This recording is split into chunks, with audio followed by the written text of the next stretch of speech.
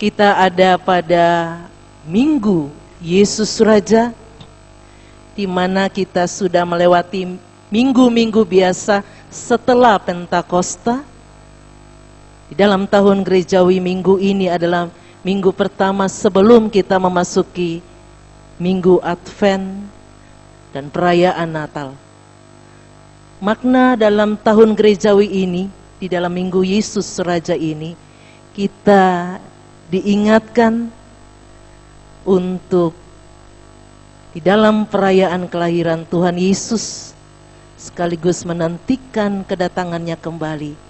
Minggu Yesus Raja ini akan mengantar kita memasuki bagian itu. Kita akan mempersiapkan diri mendengarkan firman Tuhan. Kita berdoa. Puji dan syukur kami persembahkan kepadamu ya Raja di atas segala raja.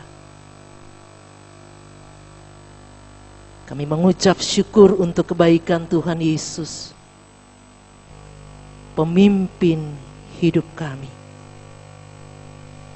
Kami mengucap syukur karena kuasa-Mu tidak terbatas menuntun perjalanan hidup kami.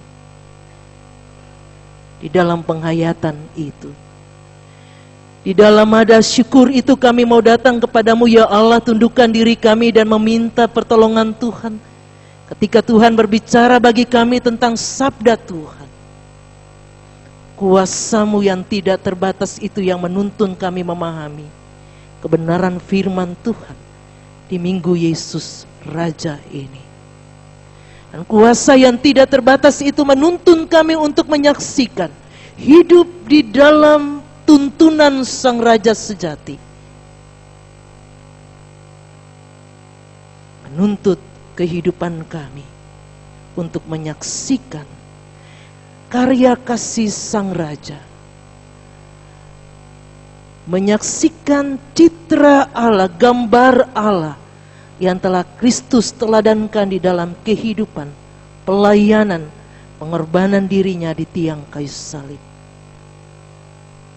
Bersabdalah bagi kami Tuhan, agar masa hidup kami yang kami arahkan ke depan kami tidak mengandalkan kekuatan dunia ini, tapi kami selalu menaruh kehidupan kami bergantung pada Raja sejati, yaitu Tuhan kami Yesus Kristus. Tuntun hamba-Mu untuk berbicara, karena hamba tidak sanggup untuk menyatakan apa yang menjadi kehendak Tuhan kalau bukan tuntunan Tuhan itu dinyatakan bagi kami saat ini. Dalam Kristus Raja, kami berdoa, menyiapkan diri untuk mendengarkan pemberitaan firman Tuhan ini. Amin.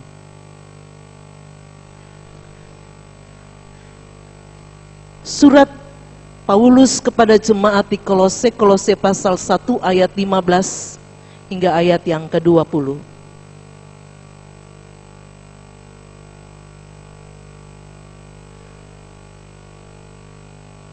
Kolose pasal 1 ayat 15 hingga ayat yang ke-20.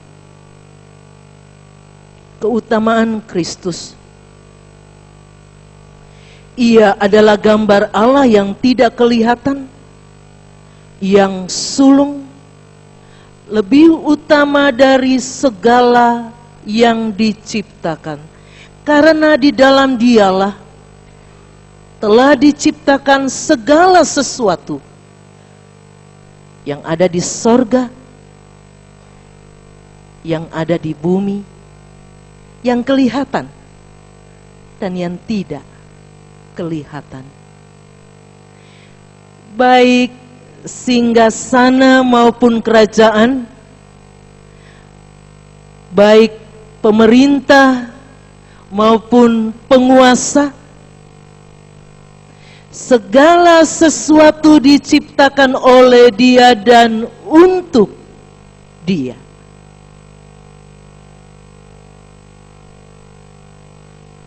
Ia ada terlebih dahulu dari segala sesuatu, dan segala sesuatu ada di dalam Dia. Ialah kepala tubuh, yaitu jemaat. Ialah yang sulung, yang pertama bangkit dari antara orang mati, sehingga Ia yang lebih utama dalam segala sesuatu. Karena seluruh kepenuhan Allah berkenan diam di dalam Dia, dan oleh Dialah Ia memperdamaikan segala sesuatu dengan dirinya, baik yang ada di bumi maupun yang ada di sorga, sesudah Ia mengadakan pendamaian oleh darah salib Kristus. Demikian kebenaran firman Tuhan dibacakan dan akan diberitakan. Berbahagia Bapak, Ibu, dan saya, saudara-saudari, jika kita mau memelihara firman Tuhan ini dan mau melakukannya dalam kehidupan kita. Haleluya.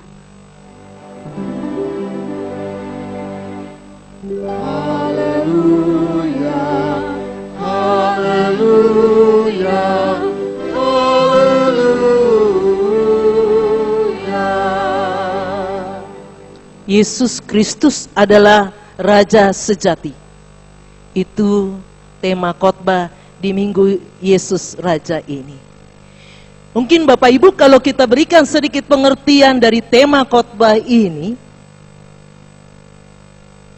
Yesus Kristus adalah Raja sejati, artinya Bapak Ibu dan saya memahami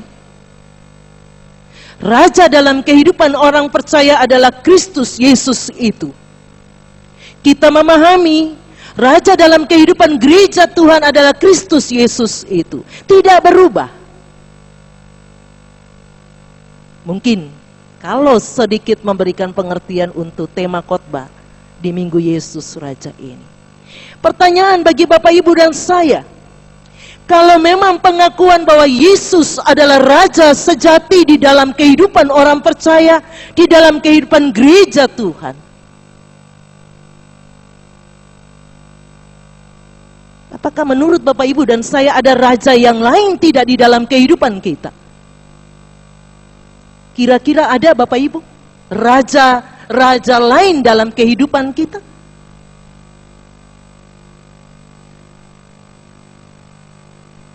Ada tidak Bapak, Ibu? Kalau malu, mungkin mengangguk kepala juga nggak apa-apa, atau menggelengkan kepala. Ada atau tidak ada? Ada?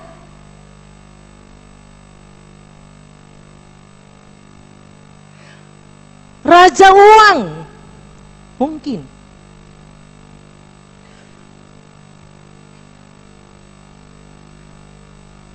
Raja jabatan?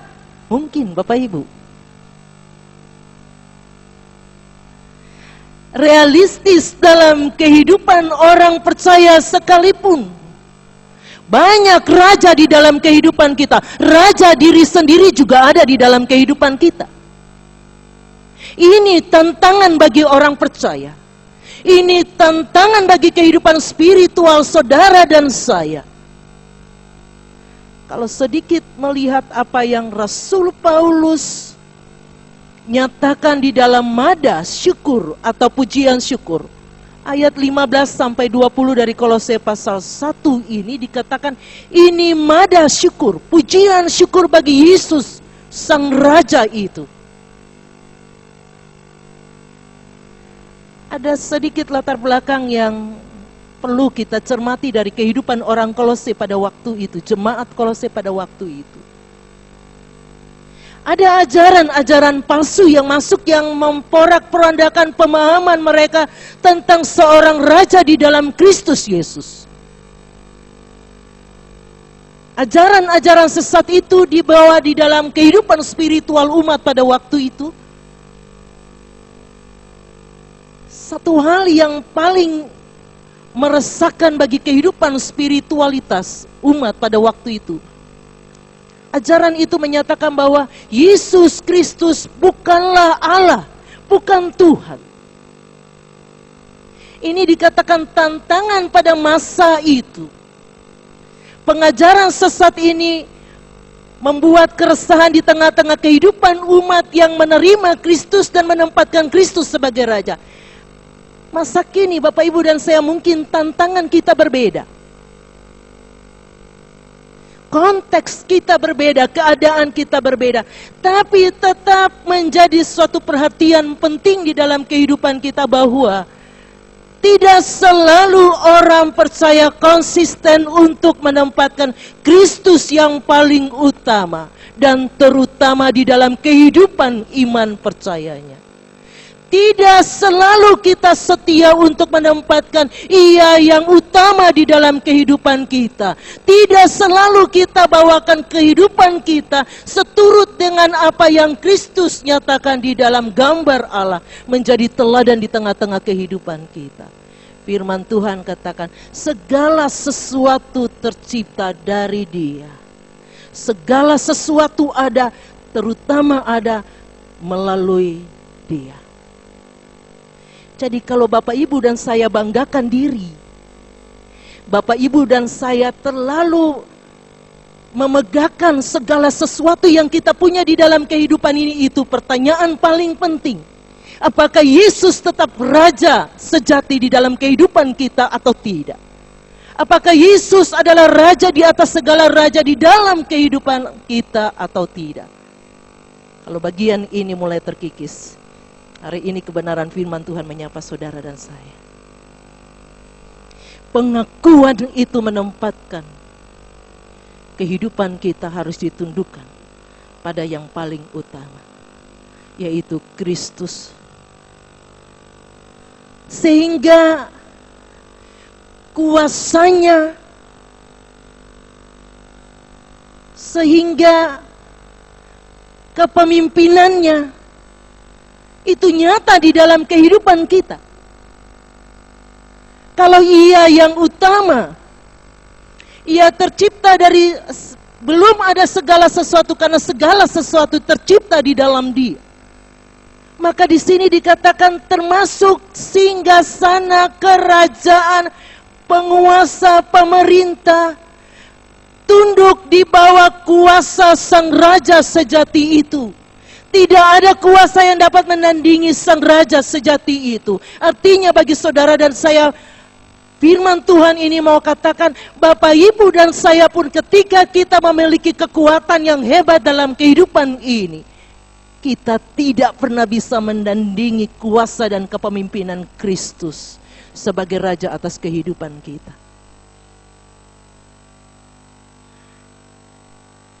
Mungkin ini penting dihayati. Masa kini,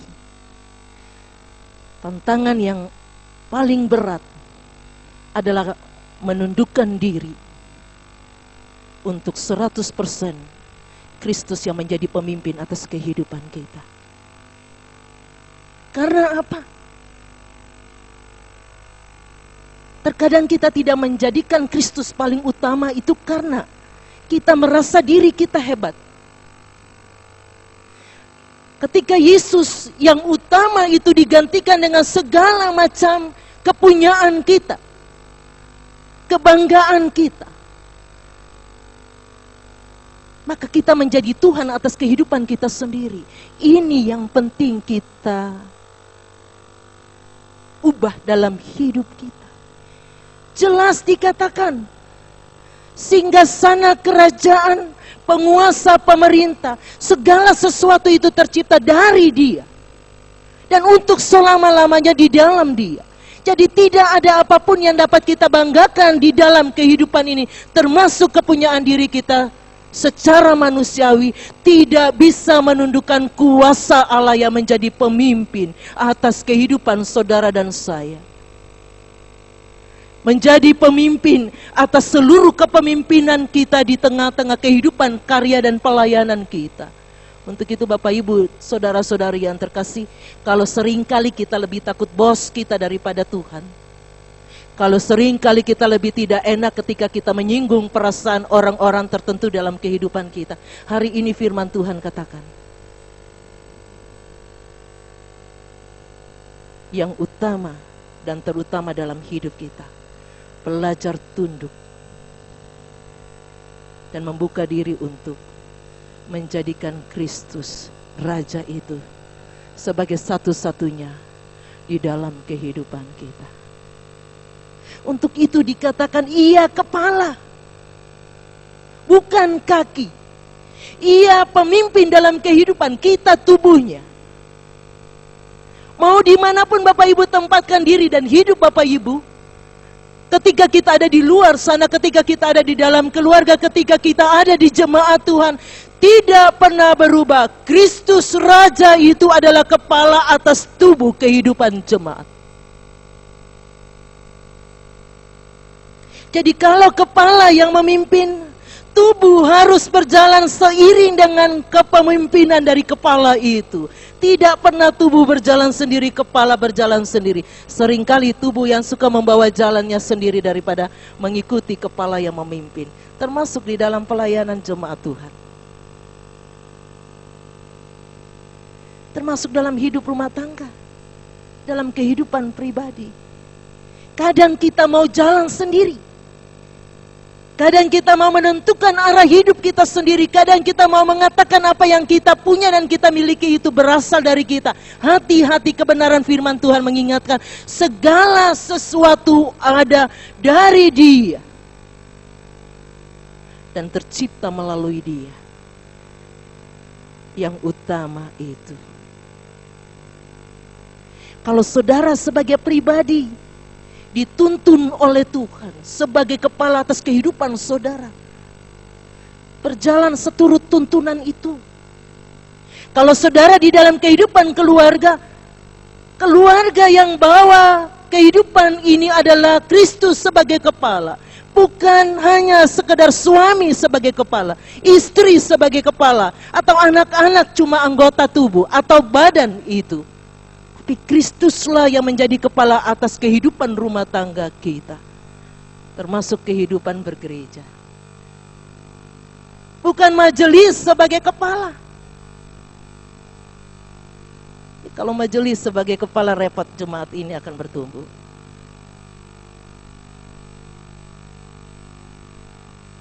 Bukan orang-orang tertentu yang menentukan arah pelayanan jemaat ini, gereja Tuhan di tengah-tengah kehidupan ini. Tidak ada manusia yang mengarahkan perjalanan gereja ini dengan kekuatan manusia. Tapi kepala gereja ini, Raja itu yang menuntun perjalanan gereja ini untuk menyaksikan teladan atau gambar Allah yang telah disaksikan atau diteladankan oleh Kristus melalui hidupnya, pemberian hidupnya. Rasul Paulus katakan, pemberian hidupnya sampai penyaliban. Untuk itu Bapak Ibu, jika dipercayakan untuk melanjutkan karya kasih Tuhan di dalam kepemimpinan Tuhan,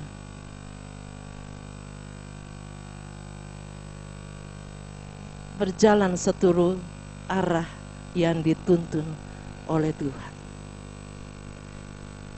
Kalau si A dalam perjalanan pelayanan itu menentukan tidak seturut dengan kehendak Tuhan, jemaat harus tetap berjalan seturut dengan kehendak Tuhan, siapapun dia. Untuk itu, ketika kita memahami bahwa Raja yang sejati itu secara keseluruhan menuntun dan memimpin kehidupan kita, ini juga mengarahkan kita untuk memahami bahwa tidak hanya itu, bahkan segala sesuatu yang terjadi di dalam kehidupan kita, kita tidak bisa mendamaikan diri kita dengan Allah. Di dalam Kristus kita diperdamaikan dengan Allah melalui karya kasih-Nya, salibnya, kita diperdamaikan dengan Allah. Raja sejati itu melakukan segala sesuatu yang tidak dapat dilakukan oleh siapapun di dalam kehidupan ini. Saudara-saudara yang Tuhan Yesus kasihi, untuk memasuki masa raya Advent nanti dengan perayaan Natal, firman Tuhan ini mau mengajarkan bagi Bapak, Ibu, dan saya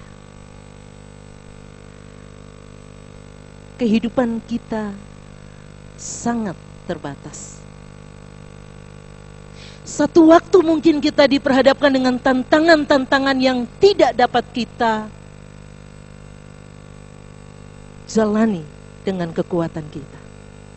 Tapi hari ini firman Tuhan katakan, tidak ada tantangan yang membuat kita terkulai atau terpuruk kalau kita menempatkan bahwa tuntunan hidup kita yang utama adalah Kristus yang memberikan kekuatan. Satu waktu kalau Bapak Ibu dan saya menemukan ada banyak hal terjadi di dalam kehidupan kita yang tidak kita ingini. Kita melihat itu sebagai sesuatu yang membuat kita putus asa dan kehilangan pengharapan. Jangan mau diombang-ambingkan dengan berbagai peristiwa seperti ini. Itu tidak mengajarkan kita belajar berserah kepada kuasa dan pimpinan Tuhan. Apapun yang terjadi, firman Tuhan katakan Yesus tidak berubah. Raja sejati itu tidak akan pernah berubah. Tapi justru di dalam segala hal, di dalam segala sesuatu, jika Bapak Ibu dan saya berdiri tegak dan katakan Yesus Kristus adalah Raja dalam seluruh kehidupan kita, maka disitulah kekuatan bagi Bapak Ibu dan saya untuk terus berpijak dalam kehidupan ini. Apapun tantangan masa kini dan masa depan. Dan firman Tuhan ini juga mau katakan, belajar setia Bapak Ibu. Pakai hikmat Allah untuk mengartikan apa yang Tuhan izinkan terjadi dalam kehidupan kita. Sehingga hikmat Allah itulah yang menuntun kita untuk tetap meyakini. Tetap ada kepastian Raja di atas segala raja itu adalah Raja yang berkuasa di dalam kehidupan kita, yaitu Kristus. Jadi kalau Bapak Ibu dan saya pakai hikmat Allah, apapun yang menjadi tantangan kita, mungkin satu waktu kita akan menerima pengajaran palsu di tengah-tengah kehidupan. Pelayanan ini tidak akan pernah menggoyahkan kehidupan jemaat Tuhan untuk tetap meyakini kepala gereja itu senantiasa menguatkan kita untuk tetap berdiri, mengaku Kristus sebagai kepala dan kita adalah tubuhnya. Ketika Bapak Ibu dan saya boleh hidup dalam tuntunan Sang Raja itu, memang tidak gampang menundukkan keegoisan dan kesombongan kita. Tidak gampang untuk meruntuhkan keinginan dan kehendak kita untuk selalu tunduk pada tuntunan dan kuasa Kristus. Tapi hari ini kita disiapkan. Jika sampai hari ini Sang Raja itu yang memimpin Bapak Ibu dan saya, tidak ada yang mustahil untuk selama-lamanya. Sang Raja itu tetap setia memimpin perjalanan hidup kita hari ini untuk selama-lamanya. Amin.